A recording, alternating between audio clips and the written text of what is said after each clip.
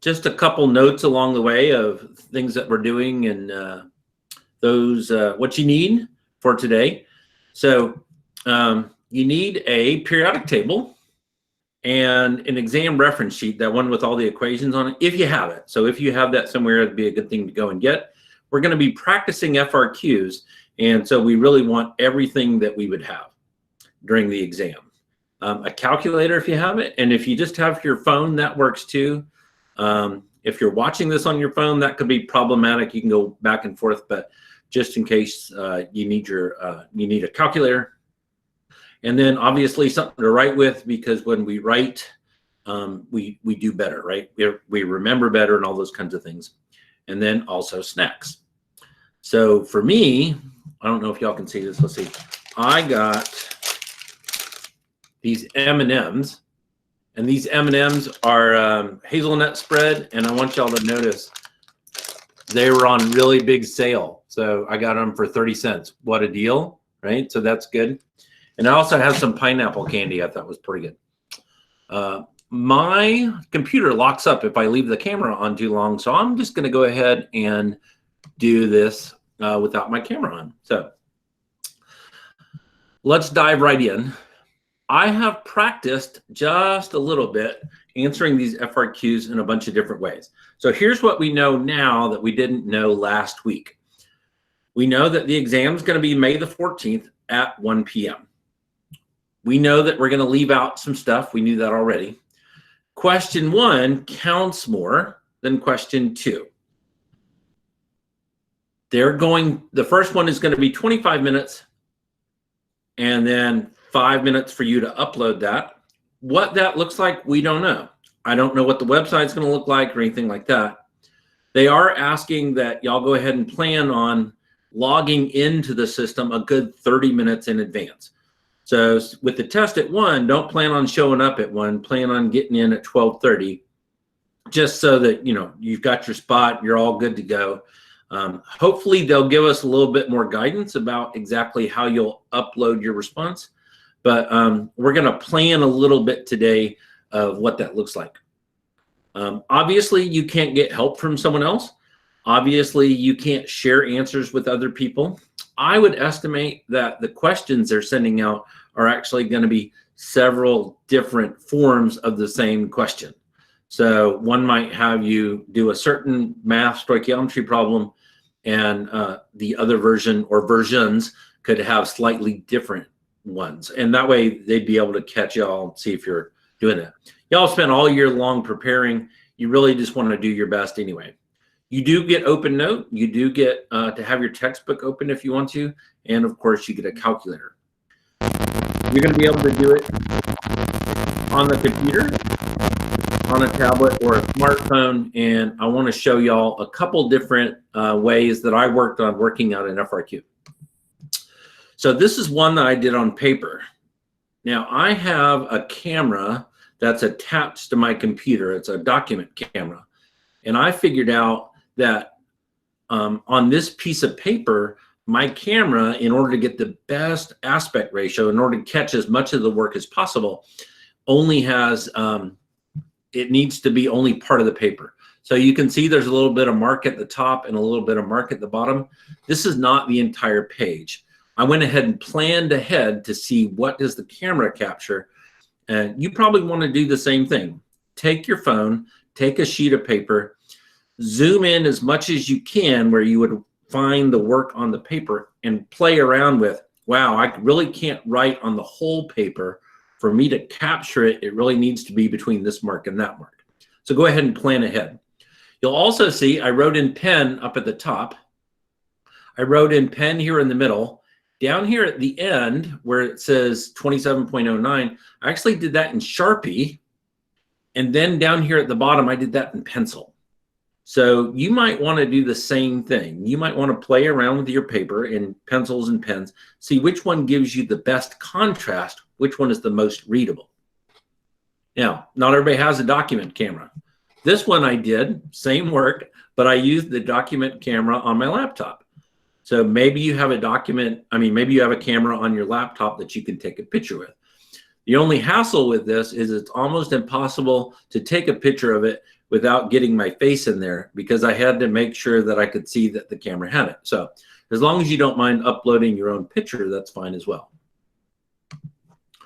Some of you have horrible handwriting, and doing math on the computer is going to be hard.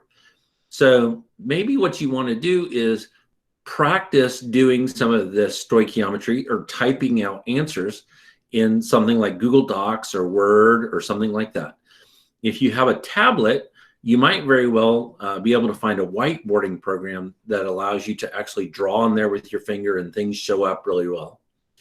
What I did here is I inserted, so insert up here, a table, and I made the table 5 blocks wide and 2 blocks down. And then what that does is it creates a space for me to just type stuff in. I can do dimensional analysis just by typing in the spot. So maybe this is an answer for you. Maybe this is something you want to play with. You could go ahead and have one of these all ready to fill in, or 3 or 4 of them all ready to fill in for dimensional analysis. And that way you're ready for the exam. Just something to think about. All right, teachers in the group. You'll see that this is inside of Canvas, and inside of Canvas, I've put the Unit 1 and 2 FRQs right there. This is the thing we sent out. Once I finish all the rubrics and the work through problems, I will stick that out as well. I will not be able to get through every single FRQ. That's okay.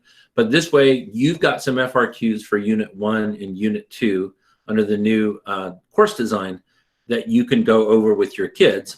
And they're just PDFs, so you can just scroll through and work them with your kids. All right, just so you know where they are. So let's go ahead and look at what kind of FRQ might you get on one of these exams. So you've got a given equation, and they ask you to write the complete electron configuration. So just for a moment, let's think about how are they going to ask this question?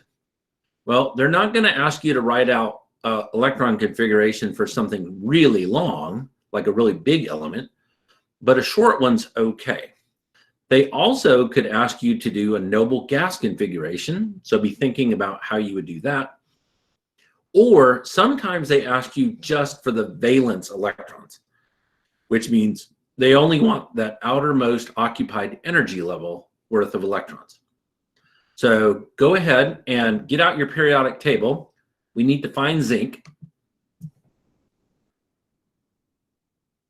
And the electron configuration should be something that anyone can do. So we would go back and think, okay, where do we start? We start on this first row. We always start with 1s. In fact, they've given us that in the prompt, 1s2, 2s2, so on. So if you think for a minute, how would you write the complete electron configuration for the zinc ion?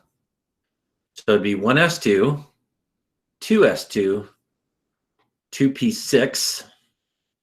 Then we come down here to sodium, 3s2, 3p6, 4s2, 3d10.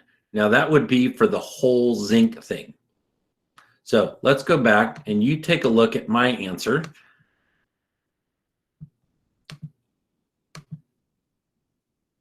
Sorry. You take a look at my answer down here. Is there anything wrong with that answer?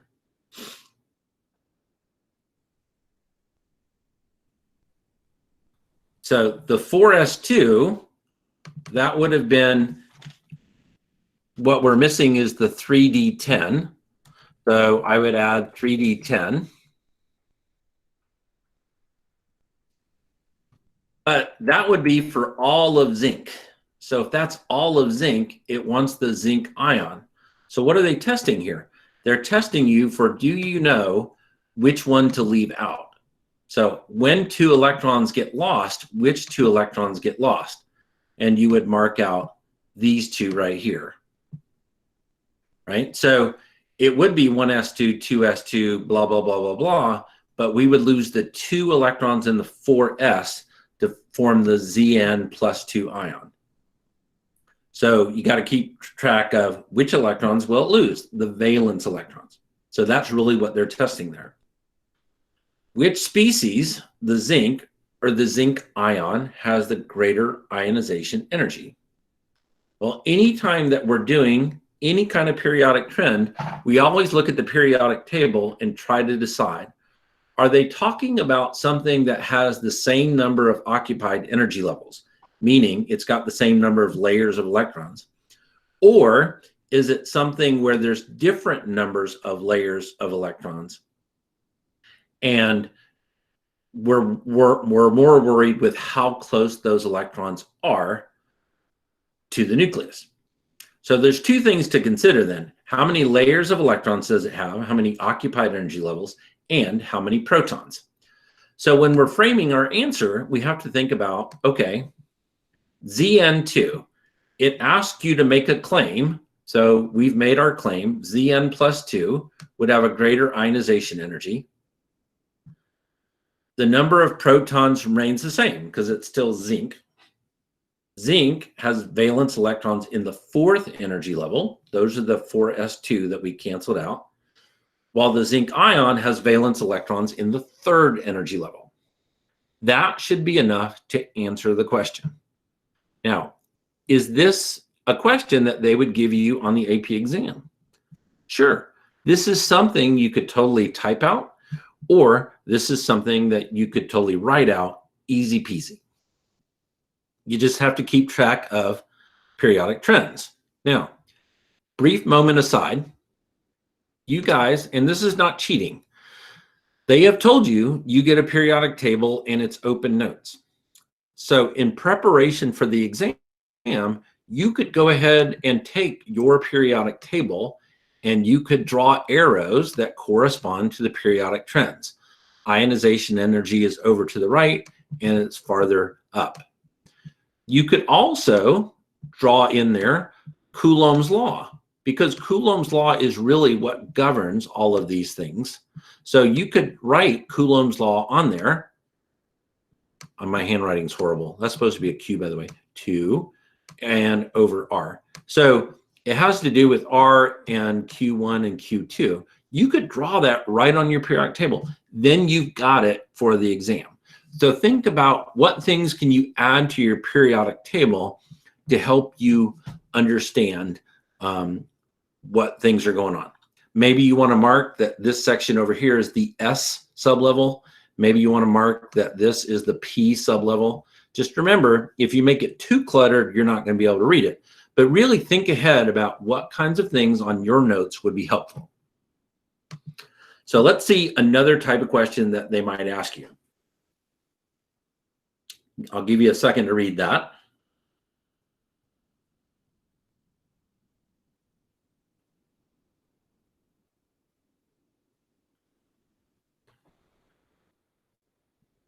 So the key here is write the electron configuration for the valence electrons of Livermorium. Well, let's find Livermorium on the periodic table. Livermorium is way the heck down at the bottom. And since Livermorium is way down there, then that's going to be a really, really long electron configuration. So how are they getting around that? They're getting around that by saying, only give me the valence electrons. So the key word here is valence electrons. Now keep in mind that you're not going to be able to write on the test. So you're going to have to make a mental note when you look at the test questions on May the 14th. Make a mental note of capturing those very special words, right? So what is the valence electron configuration of Livermorium going to be? Well, let's look. This is the 1st energy level, and the 2nd, the 3rd, the 4th, the 5th, the 6th, the 7th. So since this is the 7th energy level, sorry, I really meant to draw a 7, not a 7 in highlighter. Since this is the 7th energy level, then this should be something like there's 2 in the 7s. You're going to have some F and you're going to have some D, but remember the F's and D's kind of run behind. We don't consider those valence electrons. We only consider the S and the P sublevel. So we should be able to spot that it's got 2 in the 7s and 4 in the 7p. 1, 2, 3, 4. So if we're writing the electron configuration, then this is just going to be 7s2, 7p4. Right? According to periodic properties, what would be the most likely formula for the product? All right, well, let's see. How would you go about answering this question?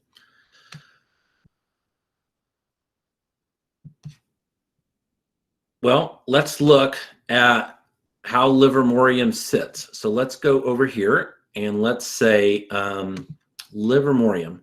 According to periodic properties is fancy words for see which column it's in. So here's Livermorium in this column right here. Livermorium's in the same column as oxygen. So if the electron configuration was 7s2, 7p4, and it's in the same column as oxygen, then what kind of formula would it take on when Livermorium reacts with hydrogen? And the answer there is, well, it should look just like H2 and O. So what does H2 and O make? Well, it makes H2O, right? Because there's 2 hydrogens for every oxygen in water. So we'd expect kind of the same thing. So let's see if we would have gotten those right. Sorry.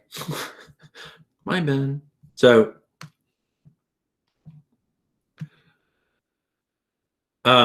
so this would be, I really thought I had typed this out, my bad.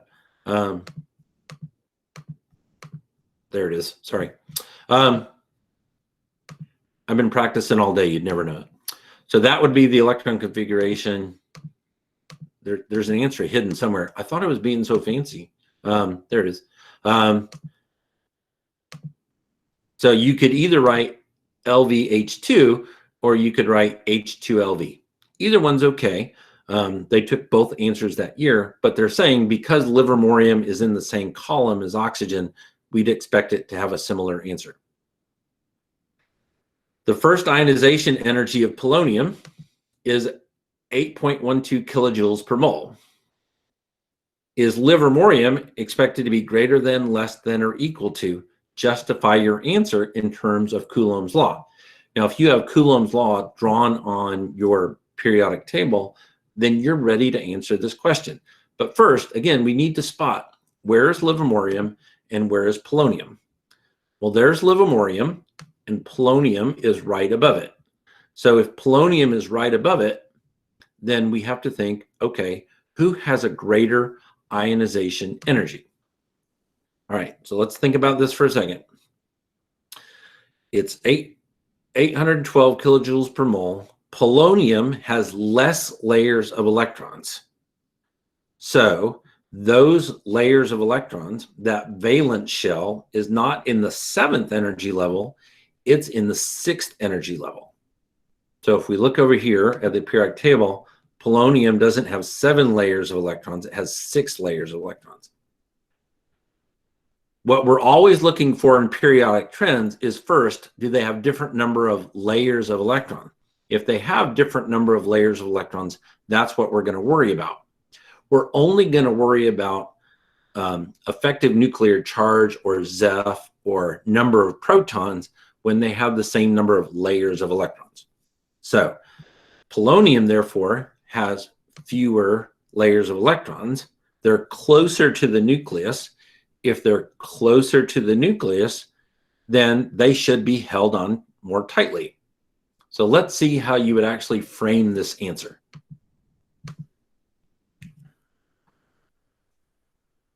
So I would type out or write out Livermorium is less than polonium. That's the first thing they're asking us to do, is actually make a claim. So the first words out of your pencil or pen need to be Livermorium is smaller than polonium. So just exactly what we said, polonium only has 6 energy levels with electrons in it. Livermorium has 7 energy levels with electrons in it. And so if you're farther away from the nucleus, the Coulomb's law says the force of attraction is inversely related to the distance. The farther away you are, the less attraction. The less attraction, the less energy it takes to pull them away. Now, something to keep in mind, something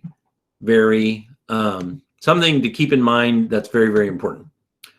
Do not ever say Livermorium has 7 energy levels and polonium has 6 energy levels. That's a very common mistake. How many energy levels does Livermorium have? All of them. How many energy levels does polonium have? Also, all of them. All the places are there to put electrons. The question is not whether or not they have energy levels. The question is whether or not there are electrons in there. So don't ever say, oh, it has 6 energy levels. Say it has 6 occupied energy levels. You have to be very clear in what you're saying. That's a very common mistake. That statement right there would be enough to answer this question. So they want you to make a claim. So Livermorium less than, greater than, or equal to polonium. That's how you want to phrase your answer, exactly like they asked it. Then you want to create a little bit of a break and justify your answer. Anytime they want you to justify your answer, they're looking for that claim, evidence, reasoning. They want to see data. Data is Livermorium has electrons in the 7th energy level, whereas polonium, its valence electrons are in the 6th. That's your data. Everything after that is your reasoning or your explanation using Coulomb's law. All right, so far so good. Let's see what questions we got.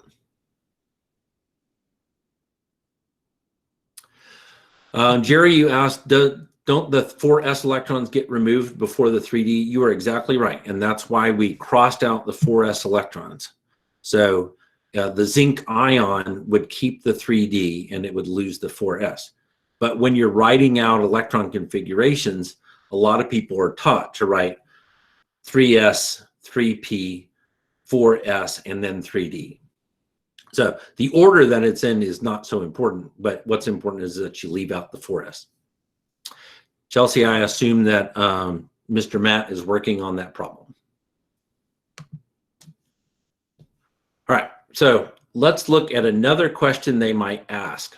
Now remember, this is only Unit 1 and 2. Unit 1 and 2 is what I like to call low-hanging fruit. Y'all should be able to write electron configurations and argue about which one has a greater size, which one has a greater ionization energy, those kinds of things. So consider the 2 chemical species. Write the electron configuration of each species. Notice they didn't say to write the noble gas configuration, and they also didn't say to write the valence configuration. Sulfur is doable. So let's find sulfur on the periodic table. Sulfur's here on the 3rd row. So that means that sulfur should be 1s2, 2s2, 2p6, 3s2, 3p4. That's a total of 2 and 2 and 6 and 2 and 4. That should be a total of 16 electrons. Sulfur has 16 electrons. It also wants you to do the S2 negative ion. The S2 negative ion would just have 2 more electrons. So if sulfur has 16, then the S2 minus is going to have the same electron configuration, except instead of 3p4 right here, it's going to be 3p6. And I totally would have got that wrong. That was not me fixing it just for your purpose. That was me getting it wrong from the first place. All right. So can you get that point because you wrote out the electron configurations? Sure, all day long. Why are they asking such a simple question? Because believe it or not, ladies and gentlemen, some people can't do that. And they have to spread out people between who knows something, who knows nothing, who knows a medium amount, who knows a lot, and who knows it all. So we're going to capitalize on that and we're going to rock this part of the test because it's easy. It's stuff we've done a lot of. All right. Explain why the radius of the sulfur ion is greater than the radius of the sulfur atom. Right. So there's no need to make a claim here. They have given you the claim. The sulfur 2 negative ion is bigger than the sulfur atom. So explain why. All right. So things we want to consider. Sulfur and sulfur ion both have the same number of protons. Okay. Sulfur and sulfur ion both have the same number of layers of electrons. If you look at the electron configuration, they both have the same number of layers of electrons, 3 occupied energy levels. So if it's not protons and they have the same number of layers of electrons, what would cause the sulfur 2 minus to be bigger than the sulfur? Well, let's think about it for a minute. Sulfur has protons and electrons. How do protons feel about electrons? They love them. They love them like a grilled cheese sandwich during quarantine. We've been eating a lot at my house, in case you don't know. So that's the way protons and electrons feel about each other. But how do electrons feel about each other? They go L. They really don't like each other. So what's the difference between these two? The difference ends up being the amount of electron repulsion. So the number of occupied energy levels is the same. I'm pointing out to the reader that I know the answer to this question by citing evidence. The number of protons is the same. Now, you could have written that they both have 16 protons. That would have been fine. But you're giving them data that you're going to put your reasoning to. So I'm making these two statements, and then the sulfur ion would be larger because the electron pair repulsion comes in. The 3p over here is totally filled. This 3p on the left-hand side is only partially filled. The more you get totally filled orbitals with not just 1 electron, but 2 in there, the more repulsion you're going to get, the more they go L, and the farther apart they move. Can't be based on protons, can't be based on layers of electrons, and so you have to go with electron pairs.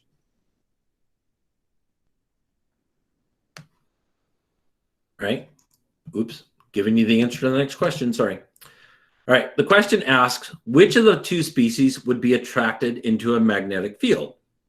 Well, sometimes you get a point just for guessing the right answer. So even if you don't know, let's pick one, right? So even if you said sulfur 2 negative because it's got a charge, at least you put down an answer, because the best way to miss a question is not to answer it at all. You've got 25 minutes for the first question, 15 for the second question, 20 for the second question, or 15. I've already forgotten. My bad. Go back and look at it. But there's more than enough time to, even if you're not sure, answer a question and move on. So how do magnetic fields work? Turns out that magnetic fields work because magnetic fields have an effect on unfilled orbitals. So iron is magnetic. That's because iron has a 3d sublevel with single electrons in it. So magnetic fields tend to affect the things that have partially filled orbitals, not completely filled orbitals. Now, I also did this just to let you see, if you were typing out answers and you typed out S2 minus like that, do you think the reader is going to know that you mean sulfur with a -2 charge? I bet you they would, right? We're trying to give points for good chemistry knowledge. So you don't have to worry that everything is exactly formatted exactly the way it should be. It's okay sometimes to make a mistake like that. Trust me that the reader's going to go, this kid really knows what's going on, right? So let's look at another one. This is a stoichiometry problem that they could ask you. So I'm going to actually let you work on this for a minute and do some math. So if you don't have out your pencil and paper and periodic table, this would be the time to go get it. This one I actually worked out on paper, and I'm going to show you a picture of what I did so that you can get some idea of, is that good enough? If you talk to any of my elementary school teachers, they would tell you that my handwriting always was awful. And so I am a good testament to when I take my time and write big enough, anybody can read it. So they're saying you take this thing that has water attached and you dump it in a container. They didn't tell you what the container was. That's okay. They weighed it, they heated it, and heated it, and heated it. Now, this is probably very similar to a lab a lot of y'all did in Chemistry 1 called the formula of a hydrate, or composition of a hydrate. So this is not math in this part A. Explain why the student can correctly conclude the hydrate was heated a sufficient number of times. How do we know that it was heated enough?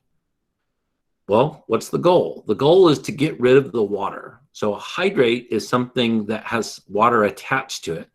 And when you heat it up, the water goes away. So how do you know that all the water is gone? And if you look right here at these last two masses, those last two masses aren't exactly the same, but they're pretty darn close to the same. So this is basically saying, hey, did you ever do a lab like this? And if you've done a lab like this, you can totally rock this problem. Now for this part, let's see if you can calculate the total number of moles of water lost when the sample was heated and determine the formula of the hydrated compound. Now, if you don't know what that looks like, what you may want to do is scroll back up and look up here where it says MgCl2n. That's what you're trying to find. What number goes for the N? That'll be the formula. They've given you that idea. So y'all go ahead and take 2 minutes and see if you can do that math. Go ahead and work it out.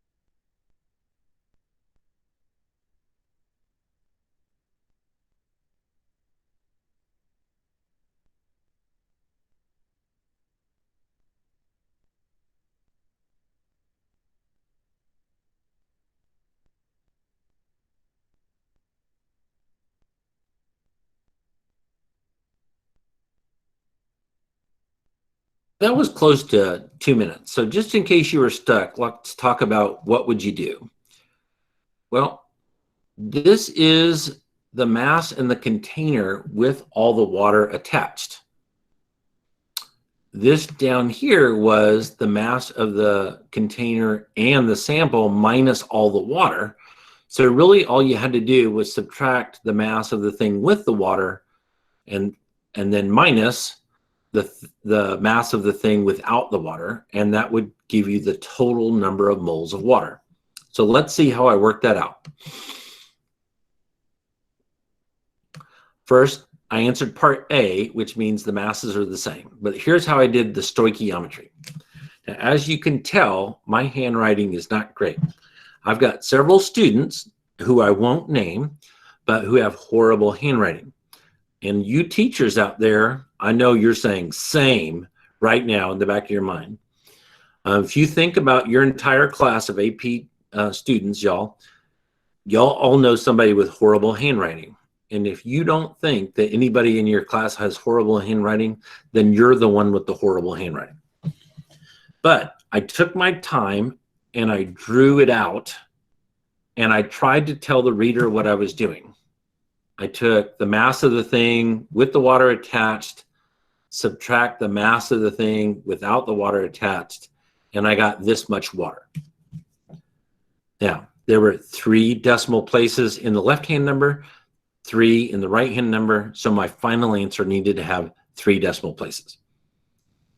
The problem didn't say, hey, by the way, just find the grams of water lost. It asked you to find moles of water lost. So all I'm going to do is change that many grams of water to moles of water. And something I want you to notice, this was not on purpose, but still is appropriate to our time together. I actually accidentally wrote down grams. And instead of erasing or starting over or anything like that, I tried to just cross through grams and write the correct unit there. Now, this is following the rules of significant figures. So 1.848 is 4 sig figs, 18.02 is 4 sig figs.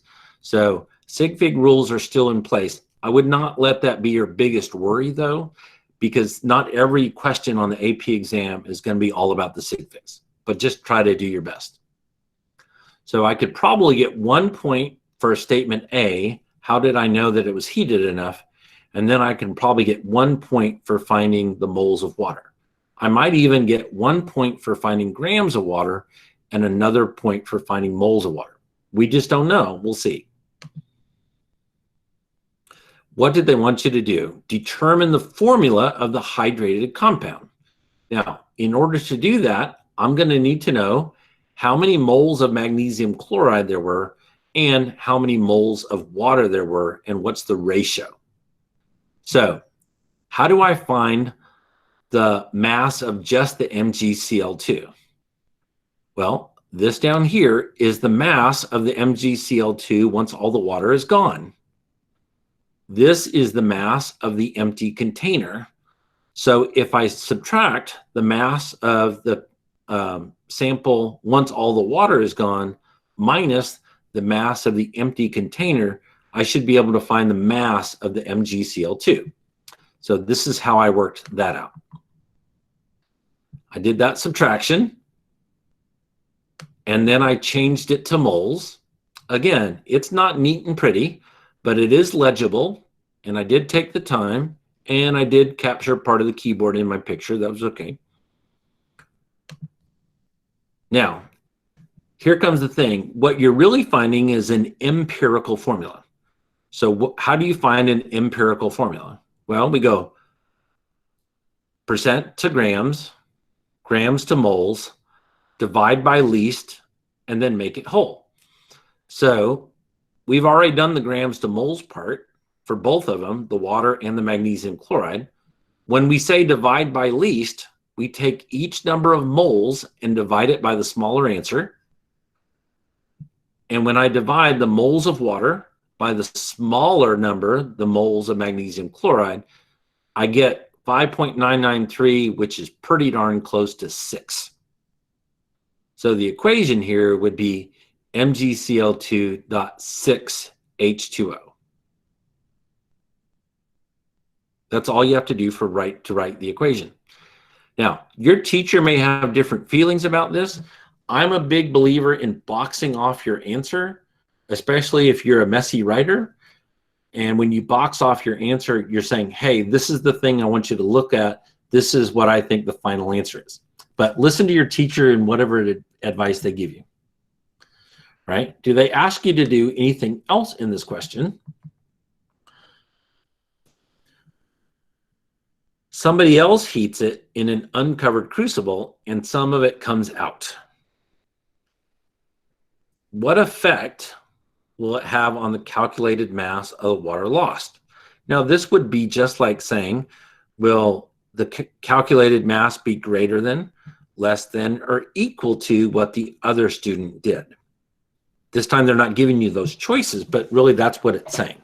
And then they want you to justify your answer.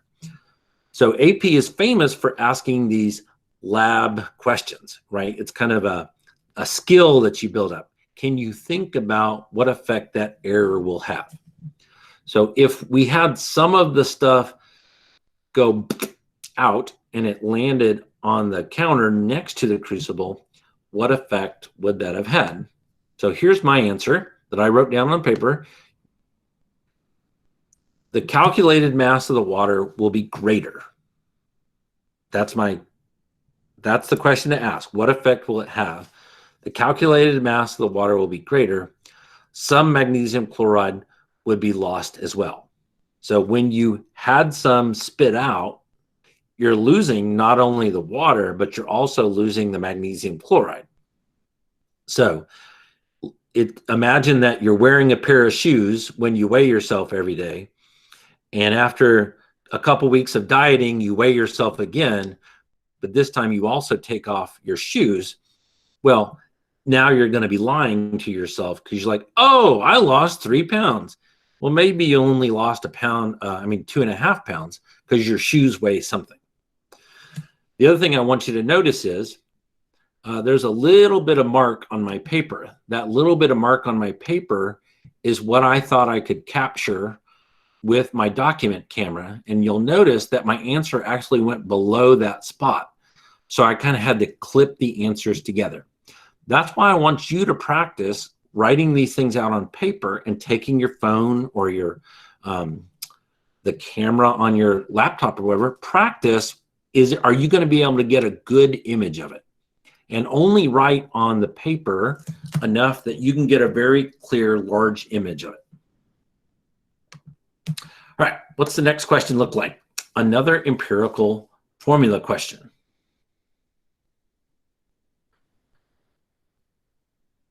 So y'all take 2 minutes and see if you can find out the answer to these 2 parts of the question.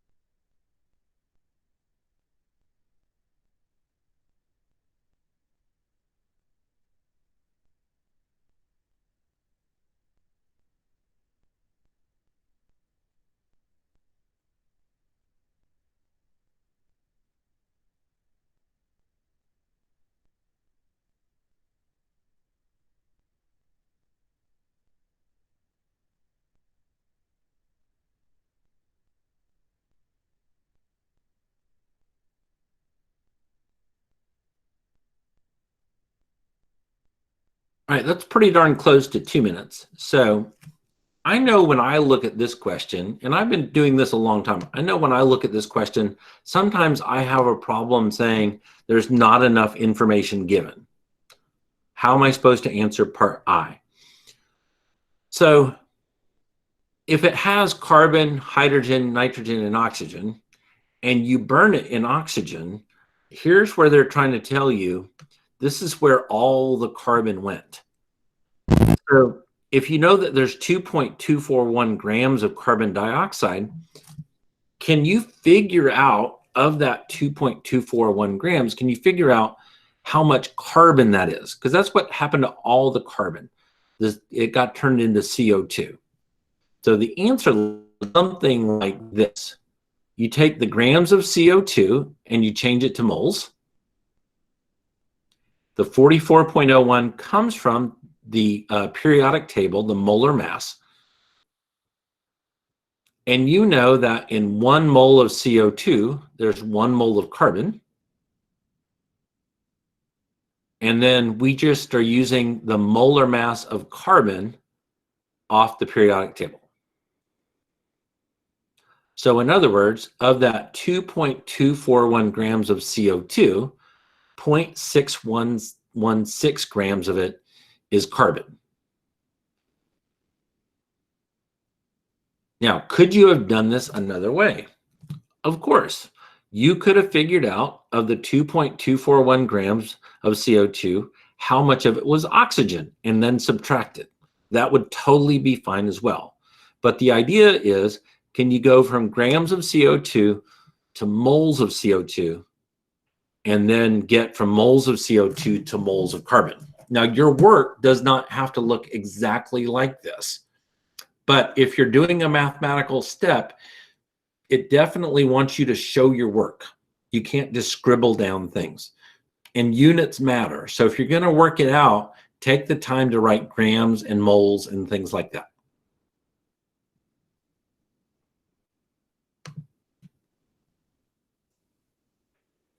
What about part II? Well, it tells you that it's 28.84% nitrogen. Well, if you know it's that much nitrogen and it tells you that the sample was 1.2359, then all you have to do is simply put what is 28.84% of the sample size. So in other words, all you're doing is taking the sample size, they're telling you how much the whole sample weighed, times the percentage that is nitrogen. Easy peasy, done.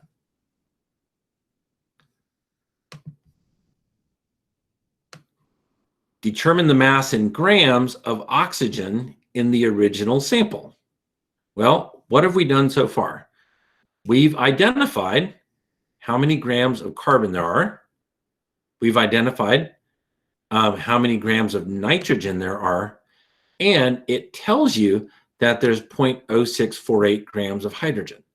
So out of the mixture of 4 elements, you know 3 of them. You found an answer in I, you found an answer in II. All you have to do part 3 is simply subtract. You're just going to take the mass of the sample minus the carbon, the hydrogen, and the nitrogen, and you get an answer for the amount of oxygen.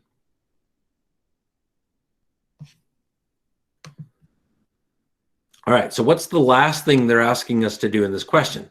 Find the empirical formula. So empirical formula, just like before, is percent to grams, grams to moles, divide by least, make it whole. So we've already done the grams part. So we've gone from percent to grams. We don't have percentages, but we do have grams. So all you're going to do is go from grams of each element to moles of each element using the periodic table. And then you're going to divide by least. So take each one of those answers and divide it by which answer is smaller. And it looks like this is the smallest answer of all of them. So divide each by that smallest number, and you get this set of answers You divide each by the smallest number, and you get whole numbers, or pretty close to whole numbers, 4, 5, 2, and 1, and that becomes the subscript next to the element. Now, the empirical formula down here did not have to be C4H5N2O. The elements really could have gone in any order, as long as the 4 went with the carbon, and the 5 went with the hydrogen, and the 2 went with the nitrogen.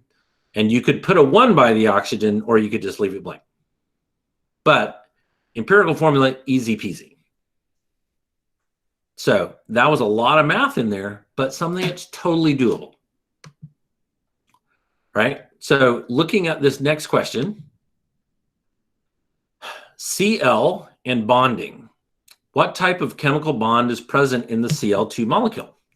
Well, what types of bonds do you know? You know ionic, covalent, metallic. So out of those three, what hooks two of the same element together, two nonmetals? And that answer would be, hang on, sorry, it's over here somewhere. Man, I had it hidden and everything. Yeah, there it is. That answer would simply be covalent. My computer's all kind of freezing up, but the answer would be covalent. Now, does it say justify? Does it say explain? No. Answer the question they ask, and only the question they ask. Part B, chlorine reacts with strontium to form an ionic compound. Based on periodic properties, what's another molecule that could react with strontium? Well, remember what I said before. If you're thinking about, if you're thinking about periodic properties, you're saying who else is in the same column. So if you looked at your periodic table, who else is in the same column as chlorine? And I'm going to have to scroll up and find one real quick. Chlorine is part of the halogens. And so all of these other elements are possibilities of elements that could combine with strontium in the same way. So I have to go find my original question. And my computer's being very slow. So what possible answers could you have written? Any of those: fluorine, bromine, iodine, or astatine. It's in the same group on the periodic table. That's all you had to say. It did say justify. So if it's in the same group of the periodic table, it will tend to react or behave the same. Right? What's it asking you to do now? Well, this is a classic bonding graph. So if you're not sure, keep in mind, you still have lots of time to review. So if this kind of question makes you nervous, tell your teacher. Go back and look at your notes. Go back and find maybe a video on Khan Academy or Tyler DeWitt's chemistry channel that explains bond types and bond distance and those kinds of things. Now, are they going to ask you this question? Probably not, because they would have a graph already drawn and ask you to draw on top of that. So what might they do? Well, they might give you several different other graphs along with it to say, hey, which one is right? So let me pull one up I drew. And as you can tell, this is glorious. We've got chlorine in black. What would bromine look like? Well, look at your periodic table. Where is bromine in relation to chlorine? It's below it. So should our graph have this low spot? And this low spot down here is the point at which it reaches its minimal potential energy, and it's the point at which we define bond length. So this distance on the x-axis corresponds to this low spot down here, and that would be its bond length. So who is going to be a bigger bond length, chlorine or bromine? Well, bromine has more layers of electrons, so it's going to be a longer bond length. So no matter where you draw your graph, it would have to be to the right of the existing graph. The other part of this question is, how far down should this go? The chlorine graph goes really far down. And since the chlorine goes really far down, then that describes its bond energy. So this big dip down here is the amount of its bond energy. So who has a greater bond energy, chlorine or bromine? Well, this still has to do with Coulomb's law. The bond length is a function of who's bigger, and bond energy is also a function of who's bigger. Since the distance is greater, then bromine will have less of a bond energy than chlorine will, because those electrons are much farther away from the nucleus. And since they're much farther away, Coulomb's law says that it would be a lower bond energy. So there's actually, maybe you could get 2 points here. One for drawing the curve not quite as low as the black curve, and 1 point for getting it to the right of the black curve. Because one tells you something about the bond, the distance between between the two atoms, and the other part, how deep you make your curve, corresponds to its bond energy. So they could ask you to draw, or they could ask you to say, hey, here's a graph labeled A, B, and C. Which one is the best for chlorine or bromine or whoever, right? That would be a possible question they would throw at you.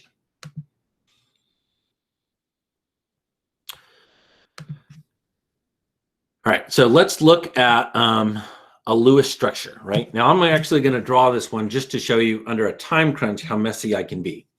So draw a complete Lewis electron dot diagram for the C2CO4 molecule. So if y'all go ahead and draw a Lewis dot structure on your paper, I'll get started about 30 seconds behind you, and we can compare answers, and then we can see if I was right or not.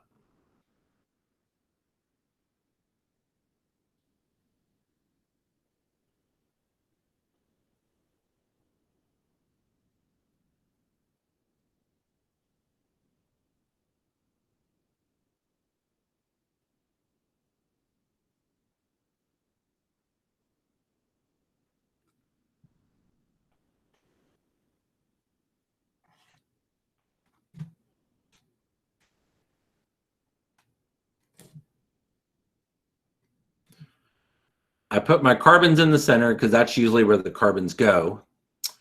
And then I hook everybody together with single bonds. And before I go too far, I have to figure out how many total electrons do I need to represent. Well, each carbon has 4 valence electrons for a total of 8. Each chlorine has 7 valence electrons, and that gives it a total of 28 electrons. So if I have 8 from carbon and 28 from chlorine, that means I need to spend a total of 36 electrons. So in my box here, I've spent 2 for each bond. So there's 2, 4, 6, 8, 10. Now, to make you speedy quick on the AP exam, you're allowed to draw dots, and that's fine. Just make them readable. So you can draw dots around the outside ones.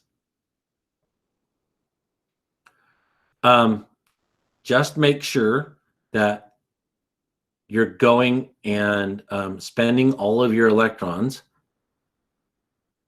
But instead of dots, you're also allowed to put dashes there. AP readers know what that means. Now, if you had to do this on a computer, I don't know that you could type this out in Word, but you might play with it if you're really afraid that your handwriting is going to be ugly, because you could get really good at it. So I'm going to draw my lone pairs in here.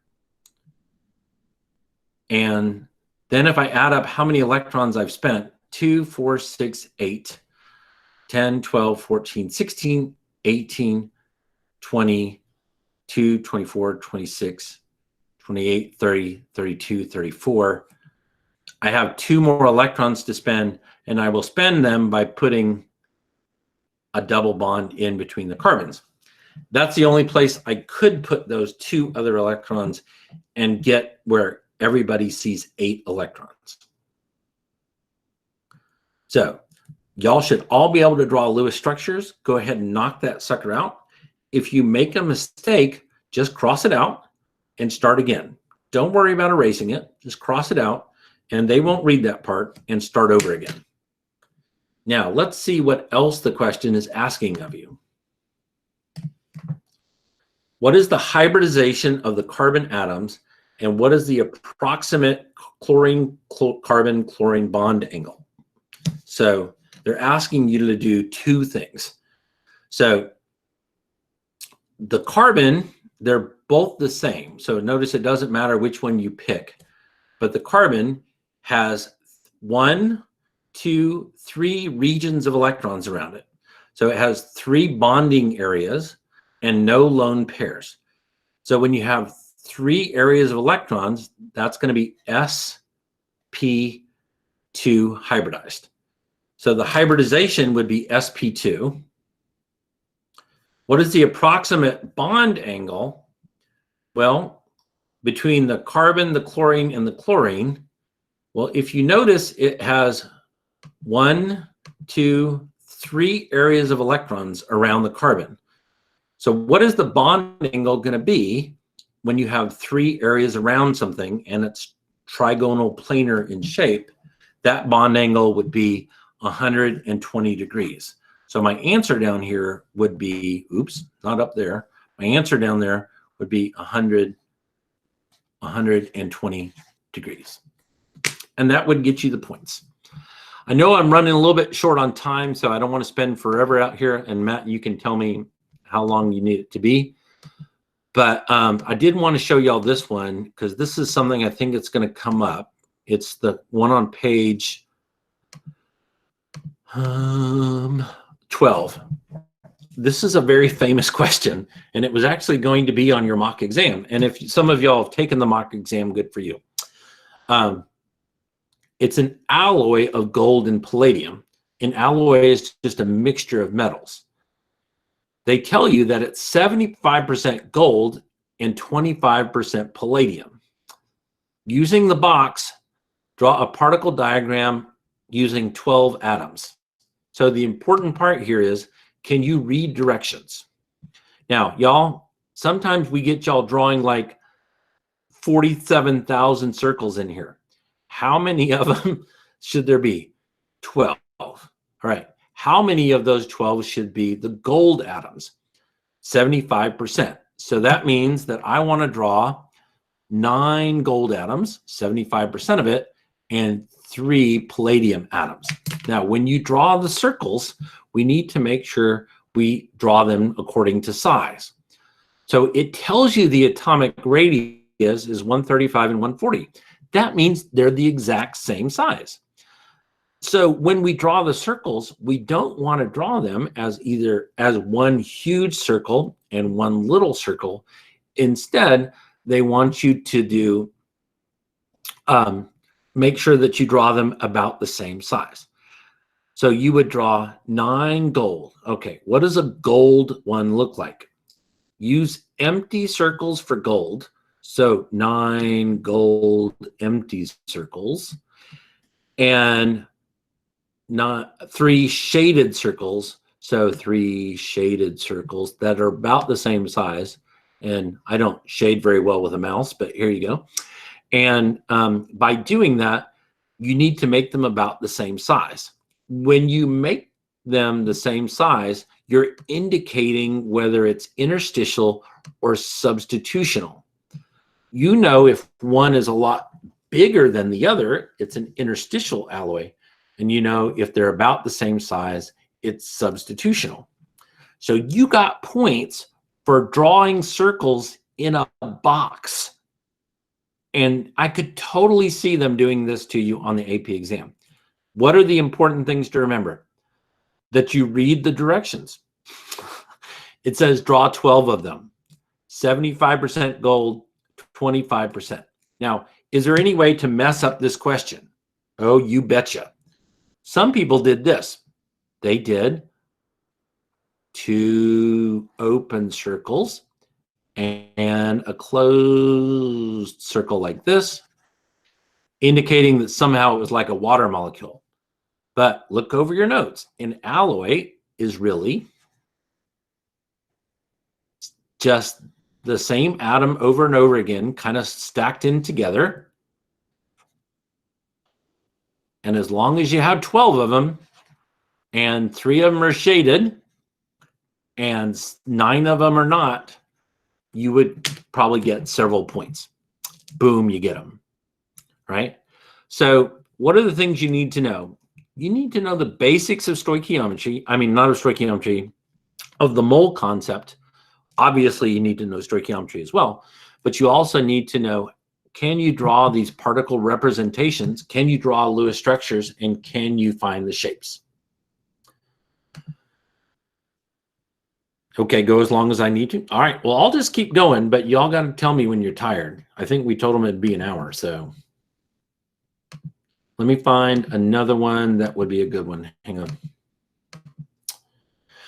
Right, so we had done 7. So if we look at number 8 was from a couple years ago. It's telling you this is what sulfur 8 looks like, so S8. And it's telling you that it's an incomplete Lewis diagram. So the first question it says is, it only shows bonding pairs. How many lone pairs of electrons does each sulfur atom in the molecule have? Well, we know that there's a thing called the Octet Rule. So if you were looking at this Lewis diagram and you said, oh, those 8 sulfurs, each sulfur has 6 valence electrons. So there's 8 things that each have 6 valence electrons is 48. And then if you went around and added up the bonds, you would go 2, 4, 6, 8, 10, 12, 14, 16.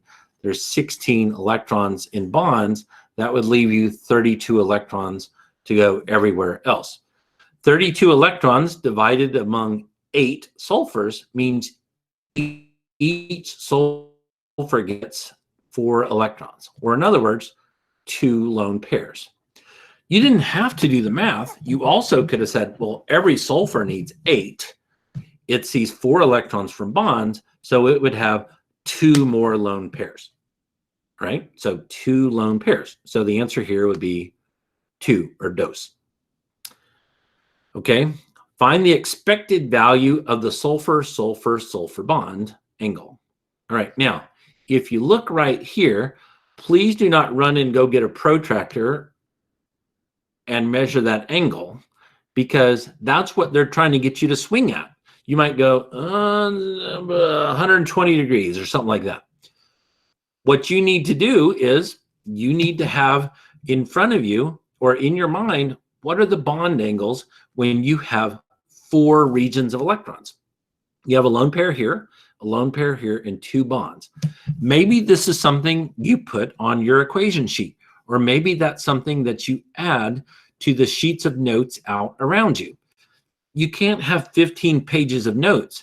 It's just going to be too much to read through. But you could have a list of shapes and their approximate bond angle. So 3 areas of electron is typically 120 degrees.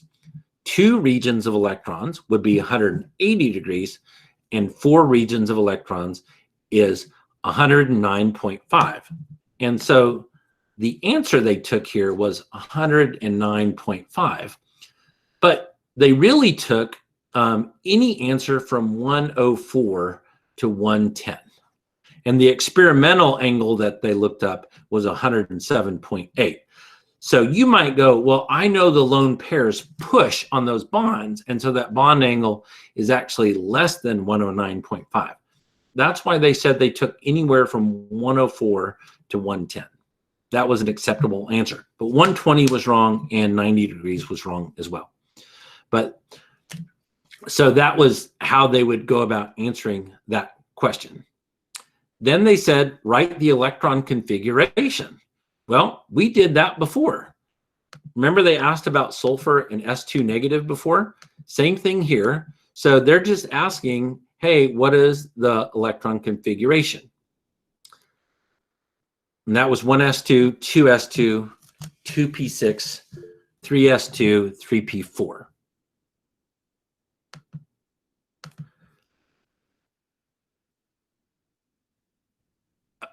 William, I would not write less than 109 because technically they might take it because they're feeling friendly, but the answer 30 is less than 109. So I would actually give them a number, 104, 105. It is going to be slightly less than 109. Or you could give them a range somewhere between 105 and 109. But less than 109 is going to be dicey. Your questions are great. Feel free to ask them. So you can write the electron configuration, but then it says, hey, by the way, down here, here's a PES question. Now, y'all, PES is the scariest thing that you've ever said to an older AP teacher, because older AP teachers, we never learned this stuff. But PES, photoelectron spectroscopy, is one of the easiest thing on the AP exam. Now, why would they ask a super easy thing? Because if you don't know what it is, if you've never heard of it before, then you're really going to be in a bad way. So they say that here is chlorine down here. The binding energy of chlorine at peak X is 273. Sulfur would be a smaller number at 239. So identify the orbital and explain the difference between the two binding energies in terms of Coulombic forces. Well, you know from reading energy diagrams like this that the biggest number is the orbitals that are the closest to the nucleus. So which sublevel, 1s, 2s, all those kinds of things, which one is closest to the nucleus? And the correct answer there would be the 1s. Now, they ask you to tell you the answer in terms of Coulombic forces. Well, Coulomb's law, you wrote that down on your sheet. So let's look at that again. What is it that governs Coulomb's law? Charge, Q1, Q2, and R, the distance between them. So if we look at the periodic table, here's sulfur and chlorine. So if you notice, sulfur and chlorine both have 3 occupied energy levels of electrons. Remember, don't say energy levels, say occupied energy levels. So they both have 3 occupied energy levels. So what's the difference between it? Because it's not a distance thing. It's not a how far from the nucleus they are. Chlorine has 1 more proton than sulfur has. And what do protons do to electrons? Protons pull on electrons. So if we scroll back down to our answer, chlorine has more protons. The greater the positive charge, the greater the binding energy. That was enough to say that. Now you could go on because you could say the more protons you have, the harder they pull on the electrons. But don't write a whole book here telling them everything you know about protons, neutrons, and electrons. Just you know that there's either a radius thing, a distance, the R factor of Coulomb's law, or the charge factor. And the Q would be the number of protons. Then they say peak Y right here corresponds to the electrons in certain orbitals. On the spectrum shown, where would the peak be for sulfur? So the peak that we put in here is for, this one is chlorine. What would sulfurs look like? So if we want to look at that, sulfur has 1 less proton and 1 less electron. So what would that peak look like? Sorry, wrong way. So what, wow, too much. So what would that look like? We would want to draw one in that was shorter than the peak for chlorine. So sulfurs would have to be shorter. Now, I'm just going to draw one in that's shorter. Right? So it has 1 less electron. So if we're looking at trying to figure out, you know, how many electrons does it have and that kind of thing. So I drew 1 peak shorter. And then should it be to the right or to the left? So should my peak lie to the right or the left of it? Does it take more energy to rip off sulfur's electrons or less energy to rip off sulfur's electrons? Well, what governs how much energy it takes to knock loose electrons? The only thing that governs that is simply the number of protons. So one more time, who has more protons, sulfur or chlorine? Chlorine has more protons, which means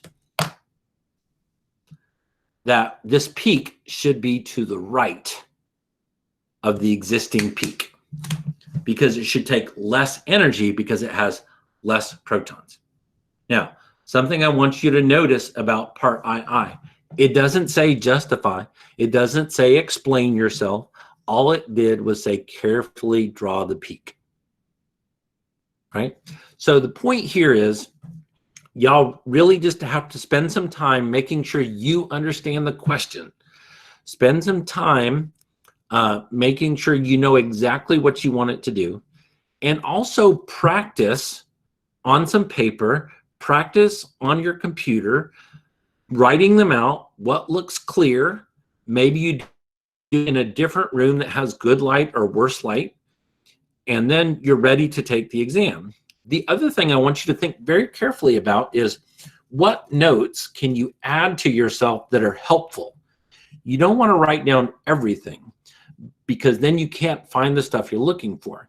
But maybe you can write down some notes that you have out on test day to help you do better on the AP exam. We're not cheating. It's open note. AP knows that. You're totally fine.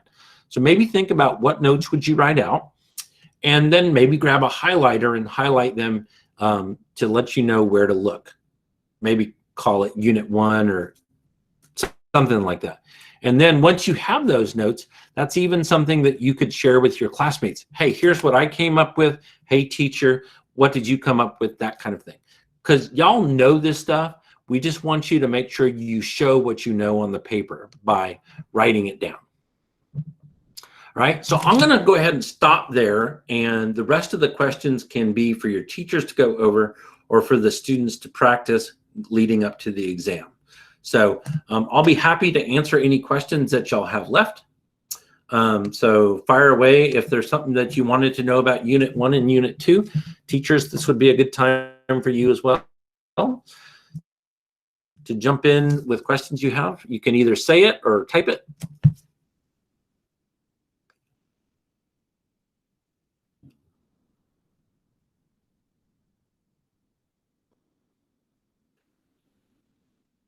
Right, so teachers, don't forget that these worked out answers, once I finish them real quick, will actually be out there on Canvas for you to go through with your students. Thank you all so much for coming today.